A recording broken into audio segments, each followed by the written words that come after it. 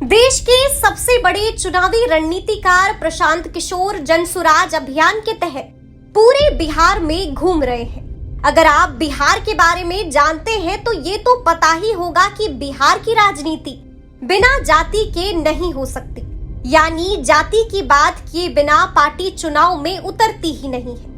प्रशांत किशोर ने बताया कि क्यों जातियों में घिर कर रह गया है बिहार। बिहार की राजनीति में जो कास्ट फैक्टर है जी बहुत स्ट्रॉन्ग अपीयरेंस रखता है जी। तो आपके जन स्वराज कैंपेन के लिए ये कितना चैलेंजिंग है, और जो फ्यूचर पार्टी होगी उसमें कास्ट फैक्टर को लेके कोई भी झंझट नहीं होगा, तो उसके बारे में आप क्या कहें? देखिए, ये सबसे ज्यादा पूछे जाने वाला सवाल है कि बिहार में हर चीज जाति पर ही होती है। ऐसा लोगों को लगता है कि अगर सब चीज जाति पर ही होती है तो उससे आप कैसे निपटेंगे।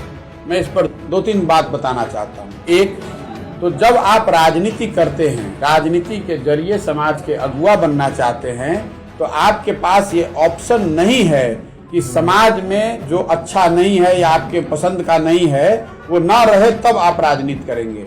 आपको समाज की अच्छाइयों और बुराइयों के रहते हुए ही आपको जीत कर आना है, उसका नेतृत्व करना है। अगर मैं ये सोचूंगा कि जातिवाद न रहे, बाहुबल न रहे, पैसा न रहे, तब मैं राजनीति में आऊंगा, तो न कभी वो स्थिति बनेगी, ना कभी आप राजनीति में आ सकते हैं। दूसरी बात, आपने कहा कि जाति पर ही वोट पड़ता है।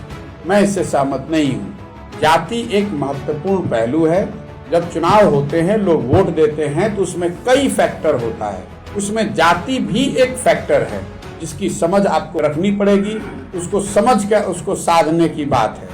जहाँ तक अगर आपको लगता है कि नहीं जाति के आधार पर ही होता है, तो मैं आपको 2-3 एग्जाम्पल देकर अभी उसको क्लियर करता हूँ।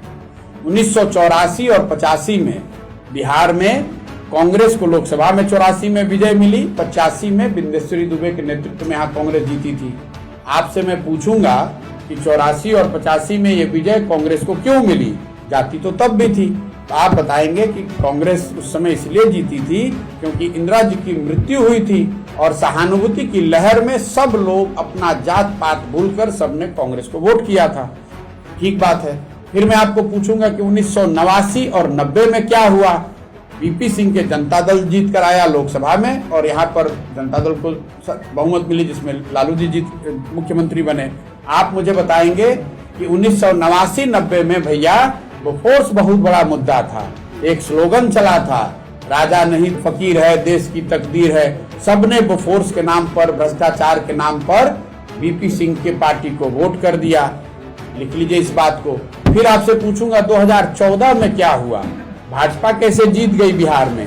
तो आप बताएंगे कि नहीं, भाजपा थोड़ी ना जीती, वो तो मोदी जी के नाम पर भैया समाज के सब लोगों ने जाकर भाजपा को वोट कर दिया। मोदी की लहर थी, इसको भी नोट कर लीजिए। फिर पूछेंगे 2019 में क्या हुआ? आप बताएंगे कि कांटे की लड़ाई थी, लेकिन बालाकोट हो गया ना भैया। उसके बाद सब जात का आदमी जाकर भाजपा को वोट दे दिया। ये 4 इलेक्शंस का आपको एक उदाहरण दे रहा हूँ, ऐसे 20 और दे सकता हूँ। 4 क्यों दे रहा हूँ? 84 एक घटना है, और घटना से उपजी हुई सहानुभूति की लहर जिसमें समाज जातियों से ऊपर उठकर वोट किया समाज में।